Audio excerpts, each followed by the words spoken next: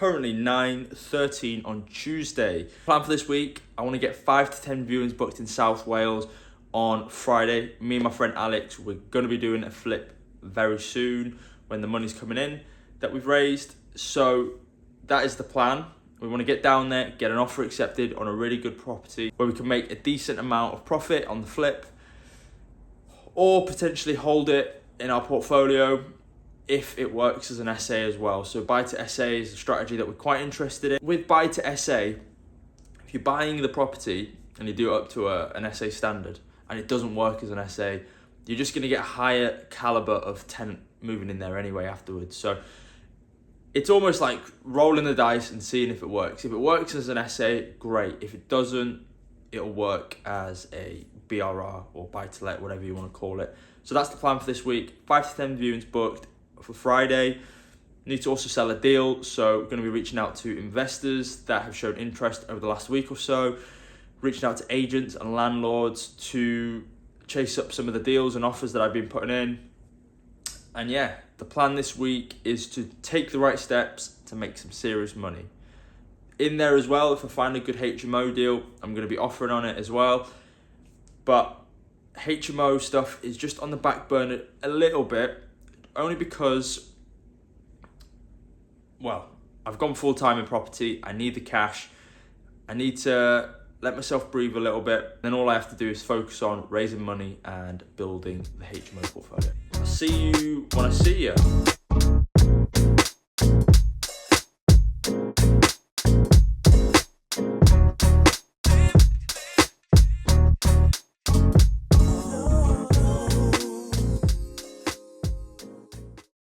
Horn is a great little spot that I go to on a weekly basis with my mate. Tend to just work through my non-negotiables, and this week obviously we had Wales coming up, so I wanted to make sure I had enough properties in the pipeline to go and view so that we had the best chance of getting an offer accepted. I managed to find about 5 or 10 in this session alone. Obviously all of those didn't materialise into actually getting viewings, but we managed to get 5 viewings for Friday. What's up, guys? So currently getting in some late night steps. I've been out of the habit of doing this, but this week I've been implementing it again. I spend a lot of time at my desk at the minute. I'm no longer working in an office, I'm working by myself.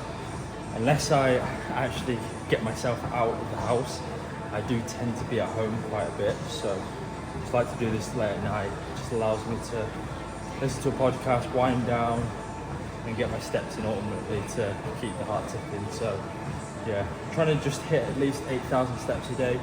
Ideally it would be 10 or 12k, but you know, whilst I'm so sedentary and working so hard on building the business, 8,000 steps is still a decent amount.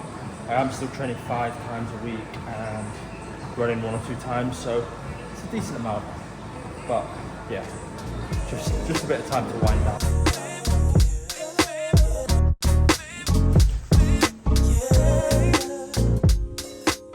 So as part of my non-negotiables, I have deal finding sessions that I do every single day. 1 hour is put aside for rent-to-rent deal finding. This is for deals that I'm going to be selling from a deal sourcing business. So there's a lot of demand for rent-to-rent deals at the minute. And the other half of my time is dedicated towards finding flip deals or HMO deals, which I want to take on for myself. And if I don't want to take them on myself, then sell on to other investors. Today, I was focusing on looking at some of the rent-to-rent deals that had been sent by a management company. There was about 80 in total, and then doing due diligence over those, as we wanted to make sure that they're good quality deals before we put them out to our investors.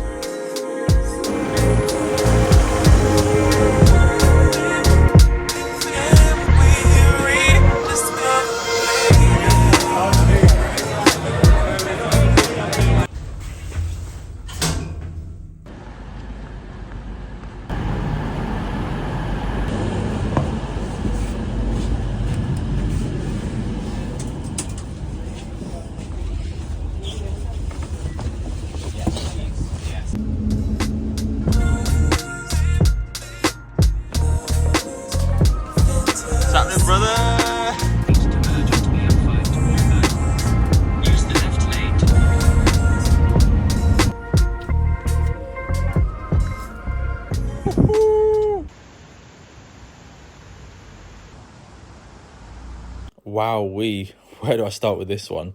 This was the first viewing of the day. We knew that this was probably going to be the worst of them all, as we've been told by the agent that there was subsidence in this one, and there was Japanese knotweed on the neighbour's side that was coming through as well. But when I tell you that I felt dizzy, stood in this property, it was crazy. Now, we didn't end up putting an offer in on this one just because it was going to cost too much to underpin it and do all the rest of the refurb. That would allow us to make a decent profit or pull all of our money out. Just viewed the first property, and I'm not even joking, the subsidence was so bad. I'm going to put a picture on up here. Yeah, it was crazy. Alex, how deep was it? It's 50 mil for every metre from the front to the back of the house. Crazy. So view number 2 was only 2 streets away. What we started to realise was a lot of the properties in this area had really bad subsidence. Now, this property was huge. It would have been perfect for a flip or a BRR, but unfortunately it had just as much subsidence. Honestly, it's just crazy how people live in these types of properties, but in South Wales, in the valleys, people do. Now again, with this one, we didn't put an offer in because it was going to cost too much to refurb. Ideally, what we're looking for is a flip that can make us 20k profit, or a BRR where we can pull the money out.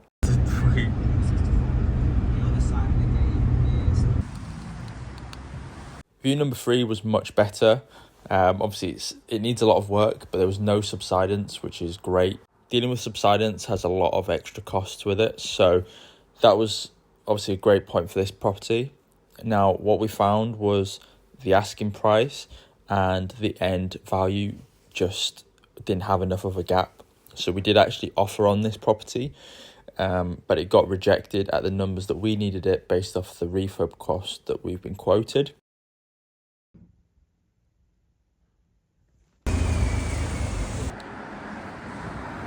Now, this one was the most exciting out of them all.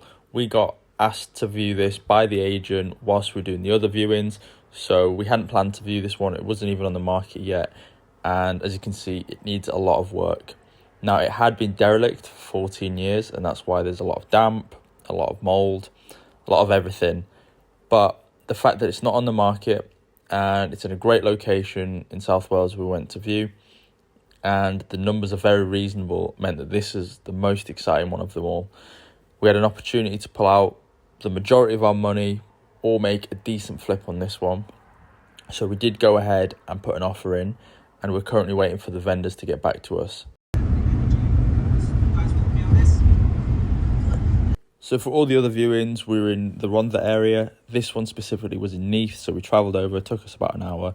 And as you can see, it's in a pretty good condition. We would want to do cosmetic work to it, but it was in a much better condition than all the other properties. It was absolutely huge, which is great, and it would be perfect for a family to move into.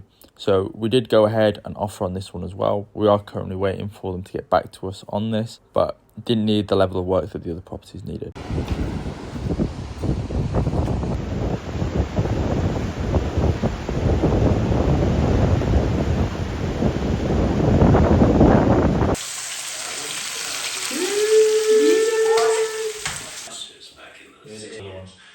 But the working trips that we do are very intense. Your wife's an amazing photographer. Like, who cares? So that's it, guys. Another week wrapped up. I didn't actually get to do an outro, so this is it. Had an amazing week, great weekend down in South Wales, and we'll see you next week for episode 3.